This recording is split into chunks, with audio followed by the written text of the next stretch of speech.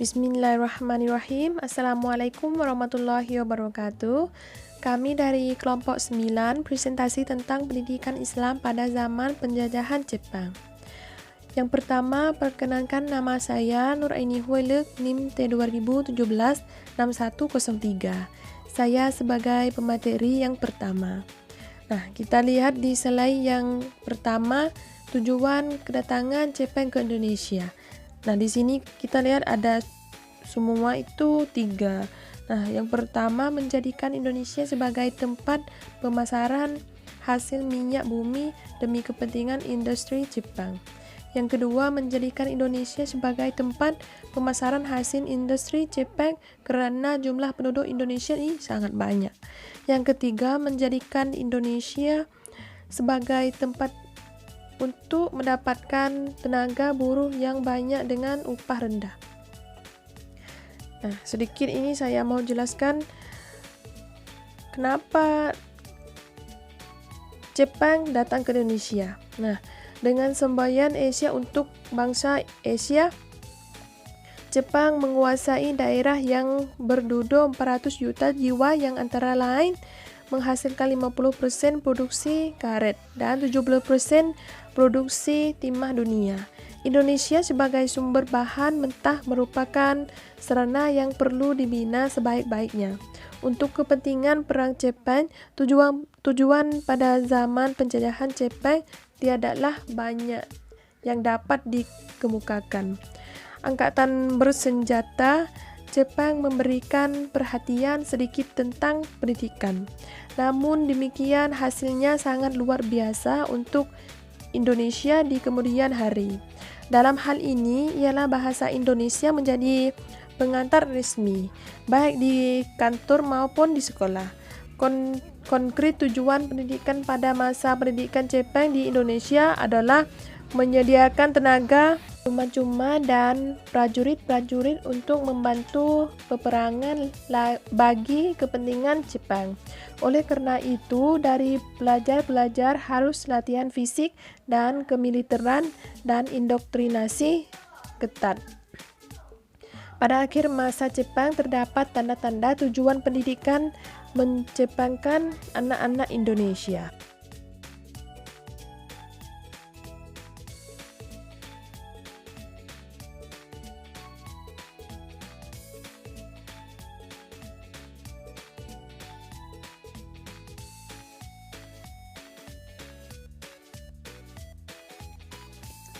Bismillahirrahmanirrahim. Assalamualaikum warahmatullahi wabarakatuh. Baik, terima kasih sebelumnya. Di sini saya atas nama Hilmi Sofia sebagai pemateri kedua yang akan sedikit memaparkan tentang kebijakan Jepang dalam bidang pendidikan. Nah, pada zaman dahulu ketika kegiatan pendudukan Jepang mengalami penurunan yang sangat drastis. Penurunan itu meliputi jumlah sekolah, jumlah murid, dan juga jumlah guru. Dengan rincian sebagai berikut. Sekolah dasar yang semula jumlahnya 21.500 menurun menjadi 13.500. Sekolah lanjutan yang awal mula 850 menjadi 20. Sedangkan perguruan tinggi atau fakultas hanya 4 saja, hanya terdiri dari 4 saja. Begitupun juga jumlah murid sekolah dasar merosot hingga 30%. Sedangkan murid sekolah menengah juga merosot hingga 90%. Guru-guru di sekolah dasar juga berkurang menjadi 35%. Guru-guru sekolah menengah yang aktif kira-kira hanya tinggal 5% saja. Nah, kebijakan Jepang tersebut dibuat memiliki beberapa tujuan, yakni diantaranya untuk menarik simpati pribumi agar mau membantu dan membela Jepang dalam perangnya di dunia. Nah, hal ini dapat dilihat dari perubahan yang terjadi di dalam pola pendidikan bahasa Indonesia yang diawali dengan penghapusan bahasa Belanda di sekolah dan penggunaan bahasa Indonesia sebagai bahasa yang resmi. Nah, dengan adanya bahasa Indonesia yang dijadikan sebagai bahasa resmi menjadikan masyarakat pribumi lebih memihak kepada Jepang yang telah mengembalikan dan memberikan hak Indonesia untuk masyarakat Indonesia tersebut dalam mempelajari dan menggunakan bahasa asli mereka, yakni bahasa Indonesia. Nah, begitupun juga Jepang yang memikirkan dan mengatur kebijakan sendiri untuk pendidikan Islam. Karena sebelumnya pihak Jepang sudah meneliti, sudah mengobservasi di Indonesia sebagaimana mayoritas masyarakat Indonesia yang berupa ormas-ormas Islam. Nah, maka dari itu Jepang membuat kebijakan sendiri untuk masyarakat pendidikan Indonesia yang berormas Islam tersebut, yang mana kebijakan itu dapat dipaparkan sebagai berikut. Yang pertama, Jepang mengubah kantor Fur Islamic Zeichen yang terdapat pada masa Belanda yang dipimpin oleh kaum Orientalis menjadi Sumubi yang dipimpin secara langsung oleh tokoh Islam, yakni Kyai Haji Hashim Asy'ari sendiri. Yang kedua, pihak Jepang juga mengunjungi dan memberikan bantuan kepada pondok-pondok pesantren yang ada di Indonesia. Yang ketiga, Jepang mengizinkan pembentukan barisan Hizbullah yang mengajarkan seni latihan kemiliteran bagi pemuda Islam di bawah pimpinan Kyai Haji Zainal Arifin itu sendiri. Yang keempat, Jepang juga mengizinkan berdirinya Sekolah Tinggi Islam di Jakarta di bawah asuhan Kyai Haji Wahid Hasyim, Kahar Muzakir, dan Bung Hatta. Pada saat itu, Jepang juga mengizinkan bahwa Indonesia mendirikan Sekolah Tinggi Islam, yakni yang berada di Jakarta, dan di bawah naungan tokoh Islam, yakni Kyai Haji Wahid Hasyim sendiri dan teman-temannya, yakni Kahar Muzakir dan Bung Hatta. Dan yang kelima, diizinkannya para ulama dan pemimpin nasionalis membentuk barisan peta pembela tanah air yang nantinya akan menjadi cikal bakal TNI di zaman kemerdekaan. Nah, Jepang sendiri menyadari mengenai seberapa pentingnya pendidikan. Dengan adanya pendidikan, maka mentalitas bangsa Indonesia dapat diubah. Nah, jadi seperti itulah kebijakan yang diterapkan oleh Jepang dalam bidang pendidikan. Assalamualaikum warahmatullahi wabarakatuh. Nama saya Nurul Fadila. Saya sebagai pembicara terakhir dari presentasi ini. Di sini saya akan menjelaskan tentang kondisi pendidikan pada masa penjajahan Jepang. Di mana dalam kondisi ini, sistem pendidikan yang selama ini berkembang di Indonesia itu kan dari semuanya itu diatur oleh Belanda dan terus diganti oleh bangsa Jepang sesuai dengan sistem pendidikan yang berorientasi kepada kepentingan perang. Jadi setelah berakhirnya masa Belanda, di sini sudah diganti total oleh bangsa Jepang, yaitu semua dari visi misinya juga dirubah di dalam pendidikan Indonesia. Di sini ada 6 poin. Yang pertama yaitu adalah dihapusnya dualisme pendidikan. Yang artinya itu dihapusnya dualisme pendidikan di mana pada masa Jepang hanya digunakan satu jenis sekolah rendah yang diadakan untuk semua kalangan masyarakat, yaitu seperti sekolah rakyat yang biasa disebut dengan SNI, Sekolah Nippon Indonesia. Namun beda lagi ketika di desa. Ada perbedaan antara orang yang tingkatannya lebih tinggi dan tingkatan rendah gitu. Kalau biasanya yang orang-orang yang rakyat yang disebut dengan SNI itu orang yang mampu. Sedangkan orang yang tingkatannya rendah atau penduduk desa itu sekolahnya disebut dengan SMA atau SMP.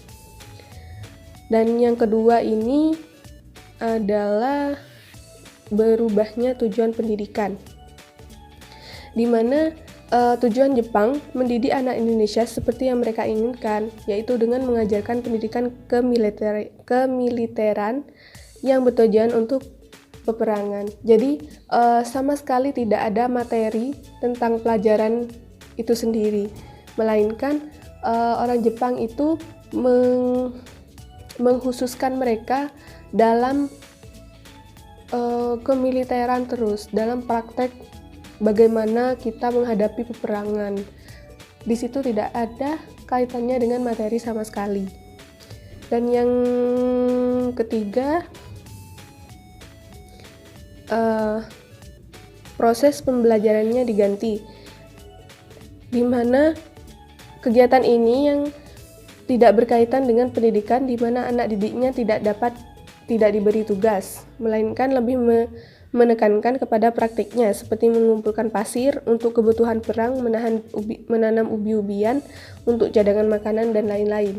Nah, di sini itu lebih ke prakteknya,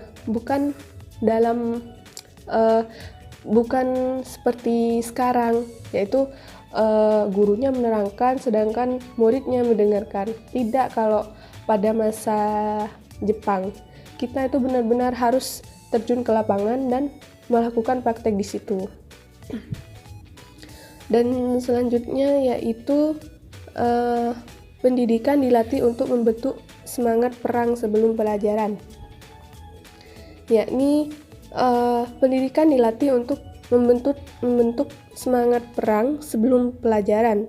Mereka dilatih terlebih dahulu dan menyanyikan lagu-lagu kemiliteran agar membangun semangat peperangan.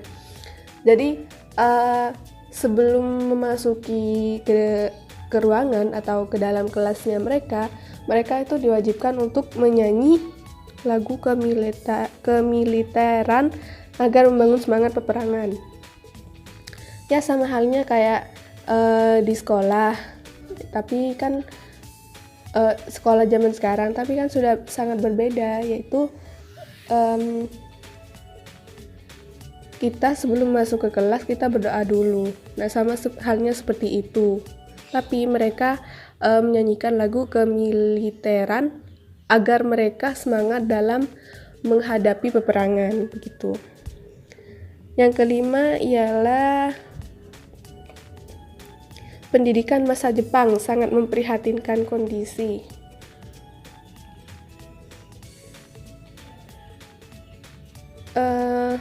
Kenapa memprihatinkan? Kenapa ini sangat memprihatinkan kondisi pendidikan? Karena pada masa Belanda jauh lebih baik daripada masa Jepang. Dan sebagai gambarannya bisa dilihat dari segi kuantitatif yang mengalami kemunduran guru, murid, dan sekolah. Jadi bisa disimpulkan antara masa Belanda dengan masa Jepang itu jauh berbeda. Karena di sini dijelaskan bahwa pada masa Belanda itu jauh lebih baik kondisi pendidikannya daripada di masa Jepang. Dan itu bisa dilihat dari segi kuantitatif, di mana guru, murid, sekolah mengalami kekurangan. Dan yang terakhir ialah pemakaian bahasa Indonesia sebagai bahasa resmi. Meskipun bahasa Indonesia sebagai bahasa pengantar resmi, akan tetapi digunakan untuk memperkenalkan budaya Jepang kepada rakyat Indonesia. Jadi, rakyat Jepang itu menggunakan bahasa Indonesia sebagai bahasa pengantar mereka agar rakyat Indonesia itu mengerti budaya Jepang. Jadi, pada masa itu memang bahasa Indonesia itu sebagai bahasa pengantar untuk memperkenalkan budaya Jepang. Jadi, agar rakyat Indonesia itu lebih mudah untuk mempermudah pengertian dari yang dijelaskan oleh orang Jepang itu, jadi mereka lebih menggunakan bahasa Indonesia daripada bahasa mereka sendiri. Jadi hanya itu yang bisa saya sampaikan. Selanjutnya saya Udini Ufila Devi NIMT 2017-1050 akan melanjutkan dari poin C mengenai kondisi pendidikan pada masa penjajahan Jepang. Di sana ada beberapa kebijakan Jepang mengenai agama Islam, karena sebelum Jepang masuk ke Indonesia tidak ada kebebasan dalam beragama untuk umat Islam di Indonesia. Dan di sana dikatakan bahwa Jepang itu berulang-ulang kali mengatakan bahwa dia sangat menghormati dan menghargai umat Islam. Nah, jadi ada beberapa kebijakan untuk umat Islam. Yang pertama itu ada kantor urusan agama yang ada pada zaman Belanda, itu yang dulunya dipimpin oleh orang-orang orientalis Belanda diubah oleh Jepang menjadi kantor Sumubi yang dipimpin oleh Kiai Haji Hashim Asy'ari. Yang kedua, para ulama Islam bekerja sama dengan pimpinan-pimpinan orientalis diizinkan membentuk barisan pembela tanah air atau PETA. Yang ketiga, umat Islam diizinkan meneruskan organisasi persatuan yang disebut Majelis Islam A'la Indonesia atau MIAI yang bersifat kemasyarakatan. Namun pada bulan Oktober 1943, MIAI dibubarkan dan diganti dengan Majelis Syura Muslimin Indonesia atau MASYUMI. Pondok pesantren yang besar-besar sering mendapatkan kunjungan dan bantuan dari pemerintah Jepang. Yang keempat, sekolah negeri diberi pelajaran budi pekerti yang isinya identik dengan ajaran agama. Yang kelima, pemerintah Jepang mengizinkan pembentukan barisan Hizbullah untuk memberikan dasar kemiliteran bagi pemuda Islam. Barisan ini dipimpin oleh Kiai Haji Zainal Arifin. Yang keenam, pemerintah Jepang mengizinkan berdirinya Sekolah Tinggi Islam di Jakarta yang dipimpin oleh Kiai Haji Wahid Hashim, Kahar Muzakir, dan Bung Hatta. Kemudian ada perkembangan pendidikan Islam masa penjajahan Jepang. Madrasah berkembang dengan cepat, terutama dari segi kuantitasnya. Hal ini dapat dilihat terutama di daerah Sumatera yang terkenal dengan madrasah awaliyahnya yang diilhami oleh Majelis Ulama Tinggi. Yang kedua, pendidikan agama di sekolah negeri diisi dengan pelajaran budi pekerti. Hal ini bisa memberikan kesempatan pada guru agama Islam untuk mengisinya dengan ajaran agama yang di dalamnya itu dimasukkan ajaran tentang jihad melawan penjajah. Yang ketiga, perguruan tinggi Islam. Pemerintah Jepang mengizinkan berdirinya Sekolah Tinggi Islam di Jakarta yang dipimpin oleh Kiai Haji Wahid Hashim dan kawan-kawannya tersebut. Walaupun Jepang berusaha mendekati umat Islam dengan memberikan kebebasan beragama dan dalam mengembangkan pendidikan, namun para ulama tidak akan tunduk kepada pemerintah Jepang. Apabila mereka mengganggu akidah umat, hal ini akan dapat saksikan bagaimana masa Jepang ini perjuangan Kiai Haji Hashim Asy'ari beserta kalangan santri menentang kebijakan kufur Jepang yang memerintahkan untuk melakukan seikere, menghormati kaisar Jepang yang dianggap keturunan dewa matahari. Nah, akibat sikap tersebut, beliau ditangkap dan dipenjarakan oleh Jepang selama 8 bulan. Dan meskipun dunia pendidikan secara umum terbengkalai karena murid-muridnya sekolah setiap hari hanya disuruh gerak badan, baris berbaris, kerja bakti, bernyanyi dan sebagainya, yang agak beruntung adalah madrasah-madrasah yang ada di dalam lingkungan pondok pesantren yang bebas dari pengawasan langsung pemerintah pendudukan Jepang. Pendidikan dalam pondok pesantren masih dapat berjalan secara wajar. Sekian dari saya. Wassalamualaikum warahmatullahi wabarakatuh. Kami mau ucapkan terima kasih kepada audiens semua. Kurang lebih mohon maaf. Assalamualaikum warahmatullahi wabarakatuh.